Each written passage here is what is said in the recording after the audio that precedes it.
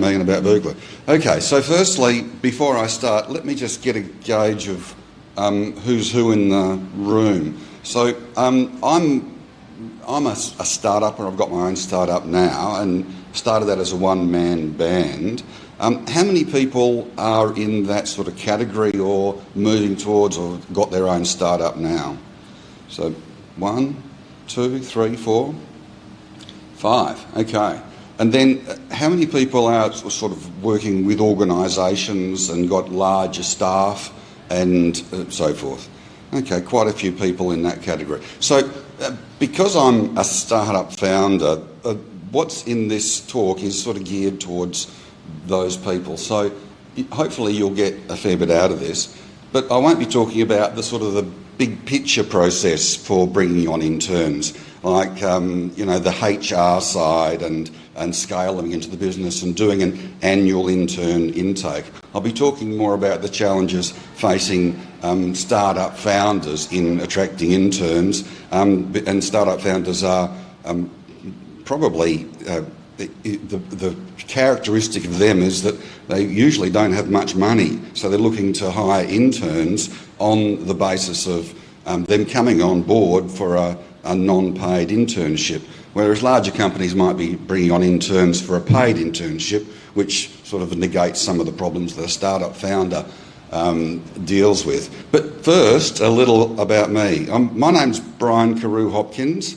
I've been around for a while. My background is firstly in education. I started off many years ago as a school teacher and quickly found that wasn't for me, and then wanted to move out into business, so I went and did an MBA and pretty quickly found myself in my first startup in Singapore with nothing but a big idea and a couple of credit cards. And I built that from those foundations to a public company over the course of 7 years. So from then I went on into other business activities, and I guess the last real job that I had was as the Director of Exports for the state government, which was quite a big job. It took me all over the world. I had 140 staff here in Perth, and it was a real blast. But, shit happens. And I got really, really sick. And so for a number of years, I couldn't work at all, and I couldn't even get out of bed for about a year. It was just terrible. Now, thankfully, I recovered, and it's been a miracle really in many ways, and I've written a book about that journey, which I'll be publishing later in the year.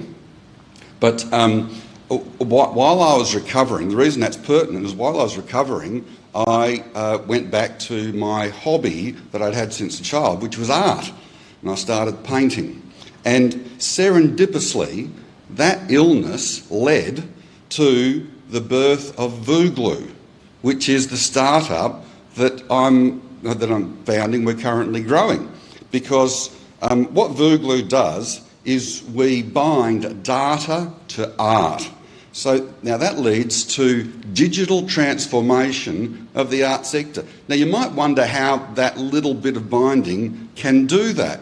Well, it's because most of the value in art is in its digital information. That's why the drawing that your 4-year-old does, when you go to the art gallery and you see an abstract artwork and you think, oh, my 4-year-old could do that, that's the reason your 4-year-old drawing isn't in the art gallery and worth $10,000. It's because of the data and information that's associated with the artwork hanging in the gallery. So you've got the aesthetic value of the artwork, then you've got the information about the artwork. And in the traditional art sector, those two get separated, and that reduces the value of art. That's why you see hear about the story of the $2 art, the important artwork that's sold by mistake at a $2 junk sale.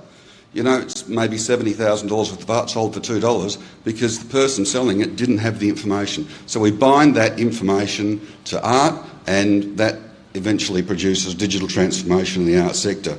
Now, we have monthly exhibitions on in Netherlands. That's sort of a sandbox, and we're making the market fit perfect. It's going very, very well. And we've got a lot of positive news going on at the moment. We've been involved in a US accelerator, and we're through the first and the second stage of that process, and got our fingers crossed. But that brings me to the topic of this talk, which is something that we have already successfully done, and I'm going to tell you a story about our first intern at the end, but for now I'll go into how we went about hiring our interns and what that produced. So could you skip slide 2? Yeah, skip that one. So this is the sort of founder rationale that I was talking about earlier. So a startup wants to put their best foot forward. Now, beyond the market problem solution triad, soft issues come into play. Now, those are the sorts of issues that how do you go, how can you work with a team? Because if you're a sole individual founder, the single founders, some of them are a bit nutty, aren't they? Some of them have got great ideas, but they're a bit bonkers. And if you're an investor or someone wanting to go in with them, well, and they don't have any sort of team around them, you don't have any evidence that they can work with other people or what they're going to be like to work with. And maybe you'll think twice about risking your money with that slightly nutter founder. So a team is evidence that the founder can form and maintain positive working relationships. In addition to all the other benefits that a team brings, it says something about the founder. So a pre-revenue startup must attract a team for no pay. Well, unless you're very lucky and you've got family money or you get an early investor that's got faith on you, you're probably going to have your own resources, and maybe you want to stretch them out as far as possible, so you're going to be wanting to hire a team that's going to come on board for free. Now, for a person with a career, it's a big risk to join your startup. And in many cases, it's an impossibly big risk. Even if they think that your startup is great, they've got financial commitments they have to meet, even if they're just a few years into their career. And they probably can't afford to give up that income and go join your startup. So the founder, the slightly nutty founder, has to somehow find people that will join for free. And there's only so many people that you can meet at events like this and networking functions. So it ends up being, you've got access to a very small pool of talent. And when you've got access to a very small pool of talent, perhaps the skills base isn't there either. So the founder that's trying to attract this team is caught in a little bit of a strategic pincer. Still, it is possible, as you will see. So flick on to the next slide, please, Echo.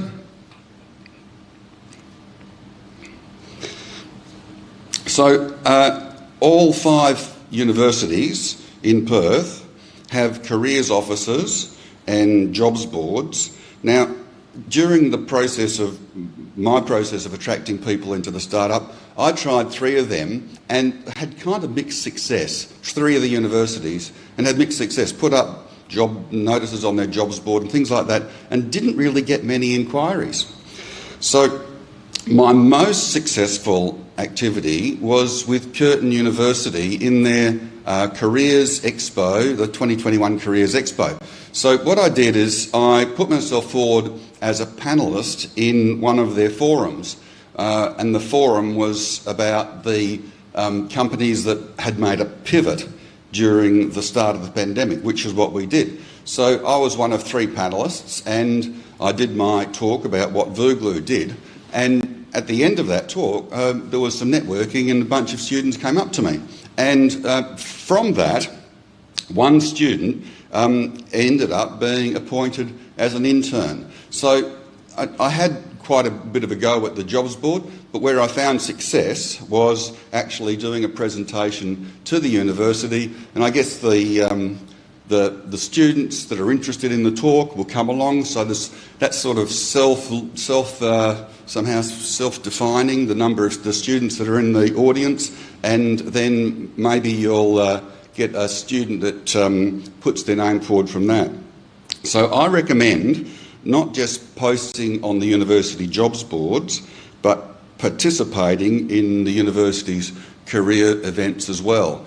Now, I suspect that in the Q&A at the end, we'll learn more about other ways to access the university interns from the audience.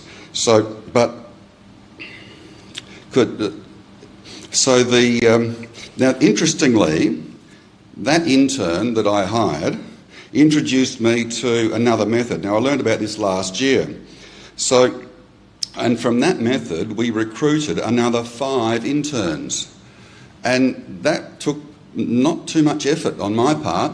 I went along to this sort of speed dating setup where all of the interns had been organised onto tables, and then the founder went around to each intern in turn, there you go, and did a little pitch to each one of these interns, and at the end, the interns made contact with you. So it's the reverse way around, the reverse that it normally is in the job market, where people applying to you, you're actually applying to the interns as you go around in this speed dating. It was very effective. Now, and when those interns came on board, they came on board just at the start of, end of November last year, really. And boy, oh boy, did they bring some vibrancy to the company. 5 young, motivated people all coming in, and we were just flying. It was just fantastic to have all of this energy coming into the business. There are some downsides, of course, because interns need additional help and training, and they don't know the job, and a lot of them don't know the sort of normal process for the workplace, which is obviously very different to the university campus. So there is some sort of shepherding to do. I've got a story. Actually, I'll just keep on. I'll tell you the story at the end about a story off the farm that I can tell you that makes me think of interns. But moving on. So we had 3 of them came on board, and they, 5 came on board, and actually over the Christmas break, there was a bit of a slowdown, and I've heard that 2 of them are not going to continue, but still remains 3 staying with us, which is pretty good. So now the tool that we used there was UpPitch Me. It's not a tool; it's a platform, and I think the details of that are on the screen. There they are. So we're 1 slide short of where we should have been for that, but that doesn't matter. So UpPitch Me, and they're another startup and out of Curtin University, and they do a good job. So on to slide 6 now we go. How do we get them on board? So firstly, when you're bringing interns on board, you need to have a plan. What tasks do you need to get done? Because most of them need pretty specific instructions about what to do. And also, you need to give them something to get excited about, because if they're not being paid, what's in it for them? So what we do is we have a share option plan, which is available to employees after a qualification period. And so we tell them about the share option plan and tell them that after a qualification period, they'll be eligible to join it. So that'll give them a slice of the company, which is a pretty big incentive. But the bar is reasonably high to get that. So it's a two-way street. Of course, be open to expectations, the tasks and benefit. So could you move on to the next slide, please, Echo? Yeah, keep on going. That's right. So these other bits and pieces are very important. So this is about the unpaid internships, because you see, you can make it very useful for students because they're eligible for work integrated learning, and so their work for you can be credited to a unit at the university. So you need to have someone who's a subject matter expert that will provide them with guidance and supervision. So bachelor students can do up to 150 hours, and master students up to 300 hours. And so we were looking for full-time interns, but about half of them were part-time. And normally during the academic year, students will want to be part-time, and so you might find that they're working for you 1 to 2 days a week. That does change the nature of the team element, because then you need tasks and work that can sit unattended to for the other part of the week. But you can manage that. The best that we've found is when they've come on and they're all on, because we run a virtual business, so all of our interactions, we don't have a physical office, so everything we do a lot on Slack. And when all of the interns are there and we've got a project on, Slack is going off. It's just amazing. It's so exciting. Even if you're sitting at your computer in your home office, it is so dynamic. It's really good. Yes, could you go to the next slide, please? So overall, bring on interns to fill out your team. This is really important. They need a lot of attention and guidance. So it's not all benefit to the founder. The founder has a responsibility to give the interns clear lines of action. And if you move to the next bullet point, offer them share. This is the one. So this one down the bottom is, from my point of view, the most important. So these interns, it's often their first experience in the real workforce. And as their employer, you have an important role to play, because besides the desires for your business, you can help your interns grow and have successful careers. And it's wonderful when you find an intern blundering into some mistakes, and then you can go to them and say privately, hey, when you get into your next job or what have you, you need to make sure you don't do that, right? Because it'll just look so bad, and if you want to have a good career, get that habit out of your life. And you're really helping them, and it feels great. Even though, so it's a two-way street. They're helping you with their time and effort, and also the showing that the founder is able to have and manage a team, which helps investors come on board, and you're helping them by giving them advice on their careers. So we'll have the next slide, Echo. Not yet questions, but yeah, so we'll go to questions in a moment. But first, I wanted to tell you this little story. It's not the story about the farm. It's a story about our first intern in VooGlue.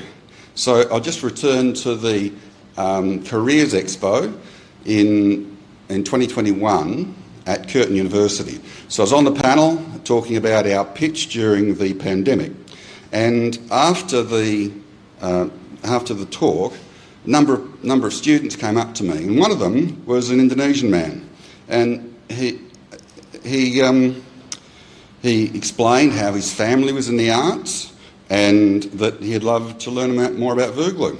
So that's when I met Echo, sitting here in the front row. Good on you, Echo. So I interviewed Echo, and I appointed him to an internship, and I quickly discovered that Echo was hardworking and innovative. Echo even organised and won a pitching slot at the Curtin Accelerator all by himself. And 6 months later, Echo graduated from intern to staff, and then soon after that, he was issued stock options. So now he's got a slice of the company. So Echo's been dedicated and hardworking, and he's a real winner from the intern journey. Running a startup is hard work, long hours and no respite. And I recently was able to take my first holiday in, I don't know how many years, but I was able to say to Echo, can you be acting CEO for me? So he took on the role as acting CEO. That's, a year and a half or so since he first came on board as an intern. So that's another thing about startups, is the opportunity for rapid advancement in a startup. So that's a bonus to interns. So to end, I'd just like to invite, just before I say that, so after I was away and I came back, I said to Echo, look, continue in the acting role, acting CEO role, mentored by me. And so now we've got this nice thing happening where Echo can grow into that role. And as we grow and CEO is advertised for it, Echo will have all this experience that he can bring to the table, and maybe he can win the slot for real. So in this way, it's been a wonderful two-way street. But to end, I'd like to invite Echo to share his intern experience. Please welcome him.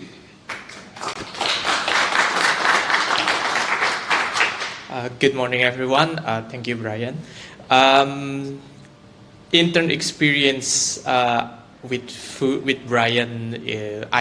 I will put comparison first, because I did 2 interns when I came here. One is like a big company in Perth, and then with Brian.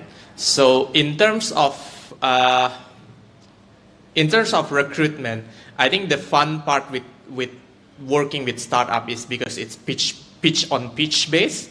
So the startup going to pitch on the talent, and the talent going to pitch with on the startup owner as well. So it's more like I'm excited with the destination of the startup or not.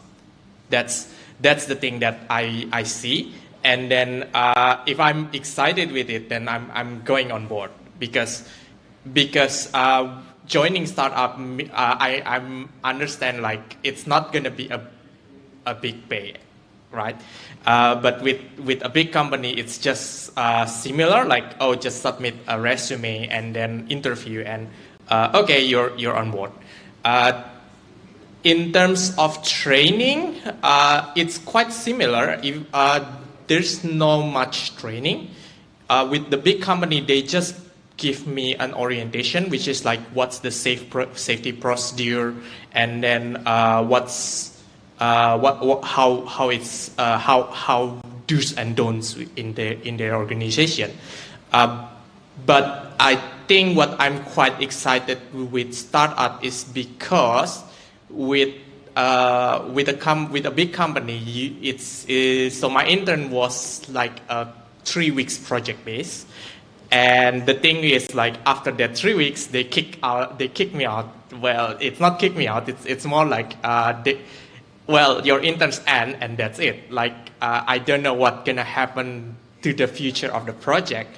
But with startup, because I was involved in the early, because I need to understand what's Brian making, right? Like, I need to understand what's the product, what's gonna be the future, what's gonna be the strategy in the future, and that's the thing that I'm quite excited, because I'm involved on the top, and then okay, so this is our strategy. So what's gonna be in the execution part? So I believe because Brian is quite open with me with that. And I think that's one of the tips that I probably gonna give with everyone. So quite be open with your intern about your product, about your idea, and yeah, I think that's the thing that my experience. That's it. Thanks, Echo. Good on you. Well done. Yeah. Okay. So if you flick to the next slide, please, Echo. Any questions? I'll do the roving mic one. Any questions? There you go. Yeah, nice talk, Brian. And Thanks. it is pretty pertinent for me because I'm sort of single founder and looking at trying to scale, but in that predicament of paying, having to pay somebody and all that. I think it's pretty special that I didn't expect. It was a surprise that you had an intern here and to actually hear from the perspective of the intern as well. I thought that was pretty good. Just to clarify, your first port of call if you're going to approach a university is to the careers department. Was that it? The careers office or whatever you call it. That's it. Yeah. So if you, they're very helpful. So I approached three: the Curtin and UWA and the Joondalup campus, and they were very helpful and put up postings on their jobs board.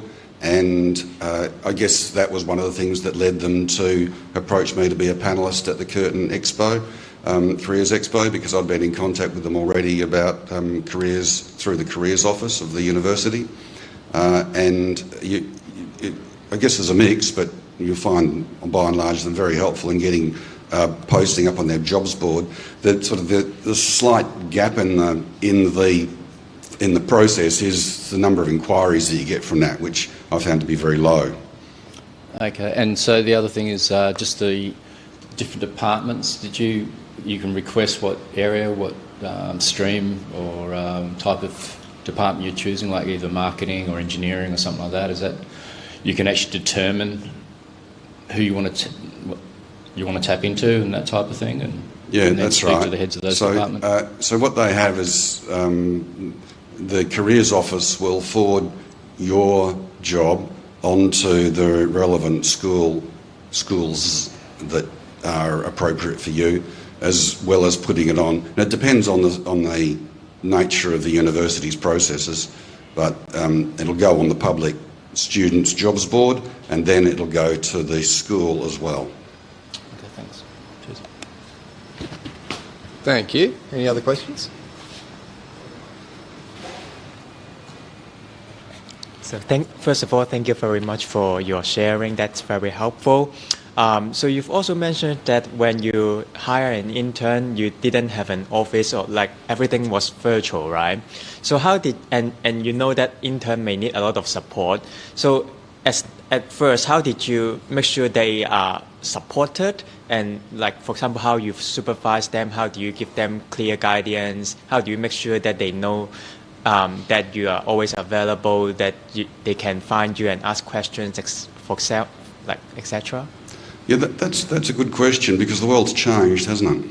And well, firstly on the hiring, I always interviewed them face to face. Maybe it was one interview over Zoom, but always a face to face meeting as well.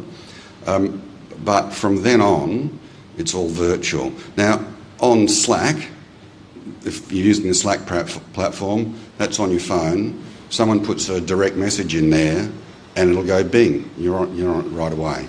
So then you can message them back.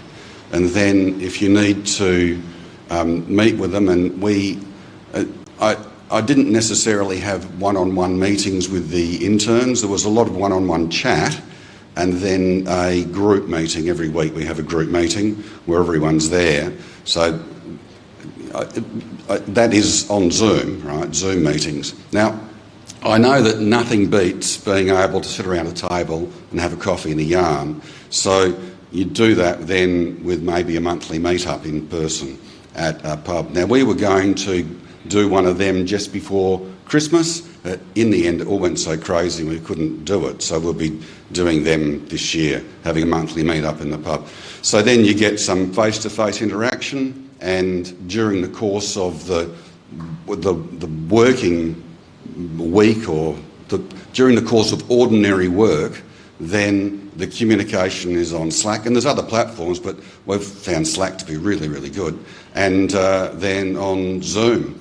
Now, in terms of being available, I haven't employed this yet, but I know there's a way to someone, you can have your calendar up there on Google, and someone can find a slot, click a button, and then it sets up a Zoom meeting so that people... Mm-hmm. Calendly is what I use for that. Calendly? Calendly, that's it? But there's a bunch of others. Yeah. So, and I think that's a paid service, right, Calendly? They've probably got a free tier, I think. Yeah, being a start-up, I'm always onto that. Nothing beats being together face-to-face. but it's just amazing how much you can cover on Zoom and on Slack, and and particularly with interns who are used to using all those digital tools and quite comfortable in having detailed discussions and raising issues over Zoom. So that's been my experience. It hasn't really lost a lot using the digital tools. Thank you. Any other questions? Over here. Thank you so much for your thanks for your talk. I just have a quick question about motivating and keeping them interested and excited. So you mentioned in one of your slides that they can be somewhat unreliable sometimes. So I'm wondering if you have any ideas for us or techniques or strategies that you use to keep them engaged and motivated to come back and to contribute and learn both for them, but also that you can extract some value from that relationship. It's a good question, Jürgen, because that's actually very important. Because when I said that when the interns come on board, they're full of vibrancy and life and bring such a lot of value to the business. But a lot of that is because it's new and exciting for them, and that wanes after some time. So the best strategy I found is to ask them some questions about how things are going for them, are there any issues they're facing, and doing that early. So you can tell when, it's like the peak of excitement, and you can tell it starts to wane because maybe they're not as communicative over Slack, and maybe they're coming a bit late to work, something like that. And then have a Zoom with them or a chat on Slack and ask, is everything okay? And in my experience, they'll tell you. They'll say, oh, well, look, I've got this other offer, and, it all starts spilling out because then they're not really sure what to do, or my mother had this fall and I've had to spend time at the hospital and I've got that going on. Or my visa, I need to get a paid job to have my visa, and I'm struggling because I love working with VooGlue, but also this is a free internship and I don't know what to do.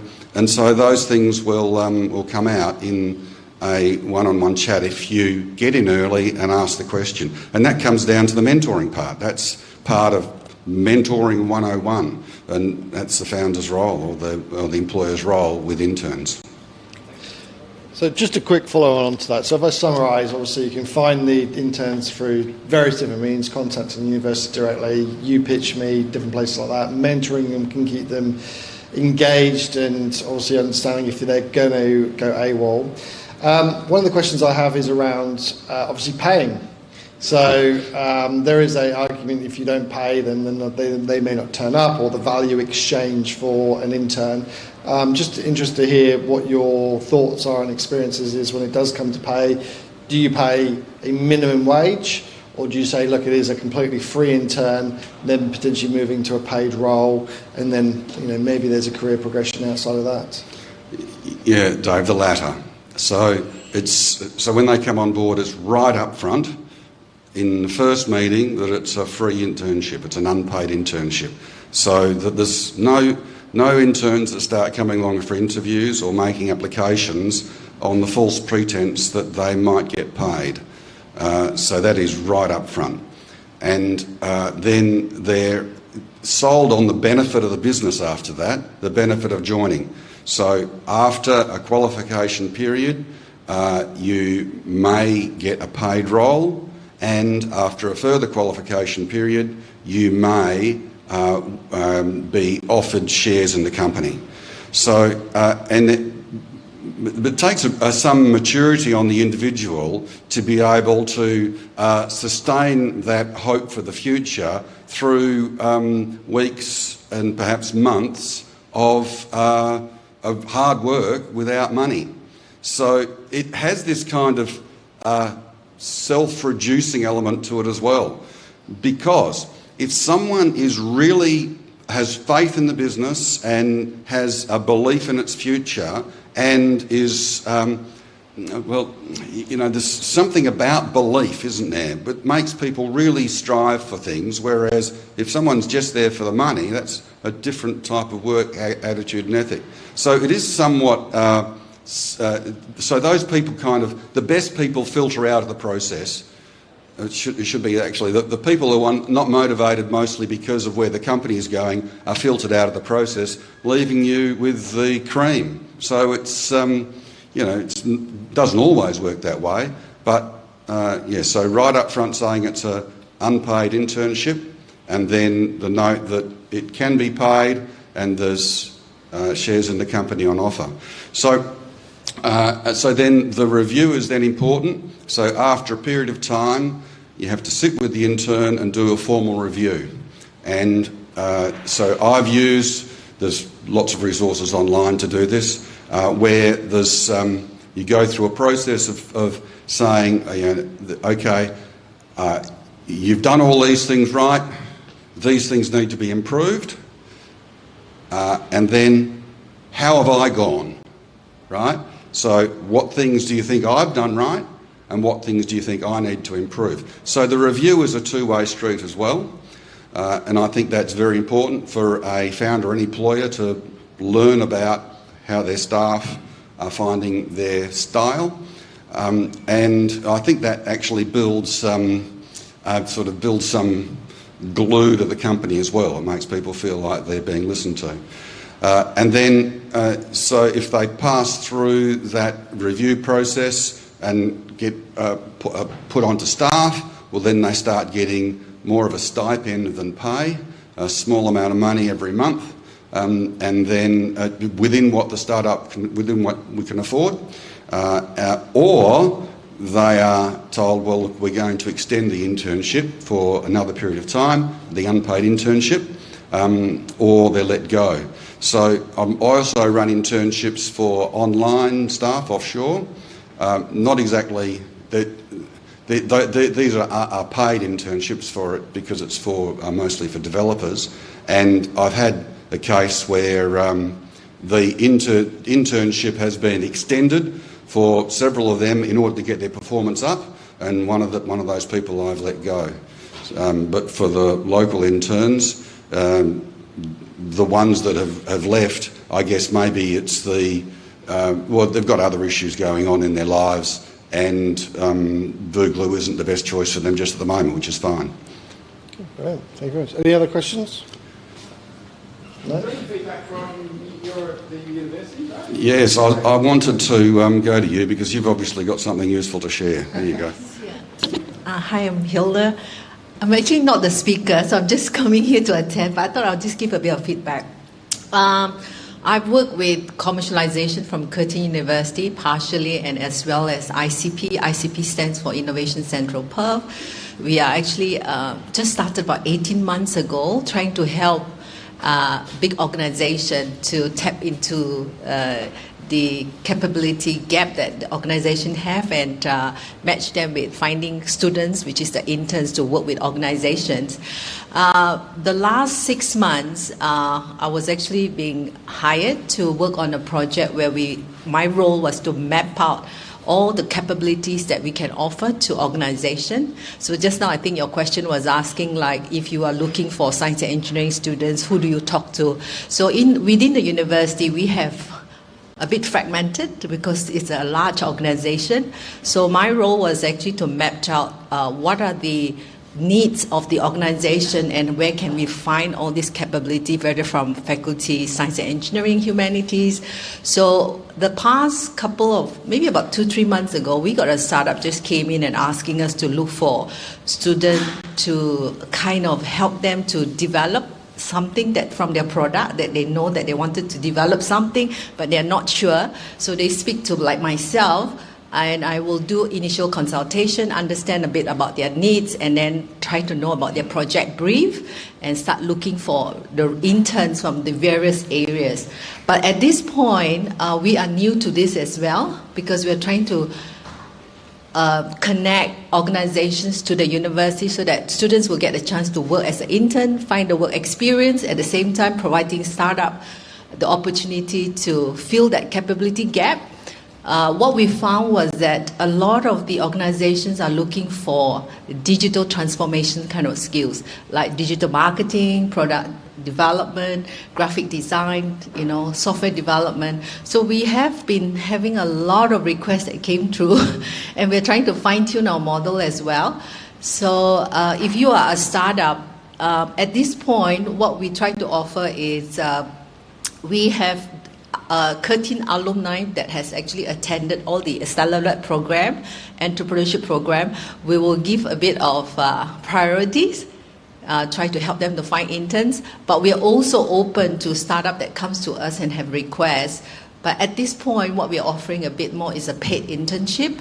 But like your questions, this gentleman just now asking about non-paid, we will channel them to the career service. We have a platform called Recruit 13 within 13 itself. What they'll do is that they'll look at the company, they look at your request, they look at your internship request, and they will advertise the job on their platform.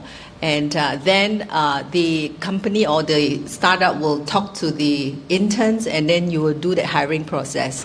But my unit, which is the Innovation Central Perth, is a bit different. We work like a project manager, and we work through like a project request that comes through, but it's a paid internship. Does that make sense? Yeah. Yeah. And the other resource on the way through was Pitch Me, which we didn't spend very long on that screen, which is the one that you do the speed dating with.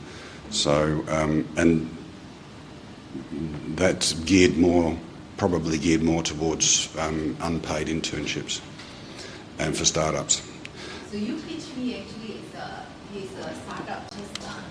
So You Pitch Me, I know the founder. We were trying to help them as well to accelerate their product, to help the business to grow. And the founder, it's actually alumni of Accelerate 2021 cohort, and so she just finished that program, and both her partner, they both developed You Pitch Me. So it's a video platform. So if you get a chance, maybe just go into the platform and put in your requirement of looking for a right intern, and the intern will also apply because it's through a video hiring process, and that's how they do the matchmaking. Yeah, that's a bit of the background of You Pitch Me. So we've got a question just down here. Firstly, a comment. I think it's great that Curtin have actually sent somebody here, and thank you for attending, because I'm going to come and see you in a moment. I've got two questions, but I'll ask just one of them, and it's probably the more boring one. But have you had advice, and where should people go for advice on employing people, interns, for free? Because there are regulations around that. What the question was, have I been for advice? Yes. Have you? Where did you get advice in relation to how long you can employ people for and those sort of things? Yeah, I use LawPath. They're so you subscribe to them for $1,000 a year or something like that. Then you get access to all their lawyers, and also Sharon, who's the founder of You Pitch Me. She provided those notes at the end so I use those two sources. And my other question was, in your review process, what was the biggest thing you learned from the interns?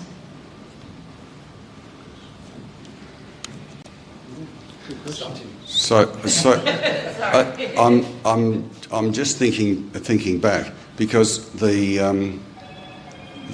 is that my phone? I've just got a new phone and I can't use it. I'm just thinking back to the last one. I think so this is it. It was clarity of instructions. It was about that sometimes the intern didn't really know what they had to do, and they're kind of groping a little bit. It's interesting because some people can handle that, right? So some people you just say, head over there and they will find their way, and they just go for it. They love the freedom. And other people, you say, head over there, and they say, oh, what do I do first? I don't know what to do. What's my job? I don't understand. And so, and I think that comes, it's not just a characteristic of interns, it's just a characteristic of people. But it's perhaps more exacerbated in interns because they don't have any job experience or work experience as yet. And maybe after 5 years or 10 years in the workforce, a lot of them will be able to just find their own way towards the destination they're given. So that was the main thing, and it kind of was a known too. So a startup is a dynamic space to work in. It's not like a bank where you've got a job that you need to process these forms, or in some administrative role. It is dynamic and fast moving and fast changing, and that's why it's so exciting. Because an opportunity might come up, and then the whole business needs to go voomp and pivot towards it. And that means all the jobs that you were given last week don't matter anymore, right? Now we're going this way. And some people love that environment, and some people get frustrated by it. And so it comes down to the specification of task and the type of person involved. Well, we're at past, so we're on time. I'd like to thank you so much for coming and sharing your insights to interns. How do we get in contact with you if they want to? How do people contact you? Brian, BRIAN, @VooGlue.com. Perfect. Easy. Thank you very much. Thank you so much. Thanks for sharing, for taking the time. I know it's a lot to actually get up here in the morning at 7:30 a.m. and be switched on for this stuff, so thank you very much. We really appreciate it. So you'll be here for a few more minutes after